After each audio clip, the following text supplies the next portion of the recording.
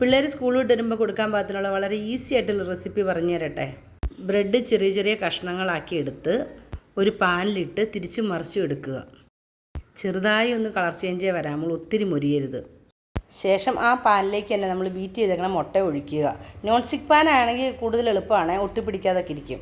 പിന്നീട് അത് വെന്തതിന് ശേഷം അത് തിരിച്ചിടുക. തിരിച്ചിട്ടിട്ട് അതിൻ്റെ പുറത്ത് മയോണൈസ് ഉണ്ടെങ്കിൽ മയോണൈസ് സ്പ്രെഡ് ചെയ്യുക. ഇവിടെ എൻ്റെ കയ്യിൽ മയോണൈസ് ഇല്ലായിരുന്നു, അതുകൊണ്ട് ഞാൻ അതിൻ്റെ മുകളിൽ ലേശം ടൊമാറ്റോ സോസ് പേരിനൊന്ന് സ്പ്രെഡ് ചെയ്ത് കൊടുത്തിട്ടുണ്ട്. എന്നിട്ട് ചീസിൻ്റെ സ്ലൈസ് ഒരെണ്ണം എടുത്തിട്ട് അത് ചെറുതായിട്ട് അരിഞ്ഞ് അതിൻ്റെ മുകളിൽ കൂടെ ഞാൻ സ്പ്രെഡ് ചെയ്ത് കൊടുത്തിട്ടുണ്ട്.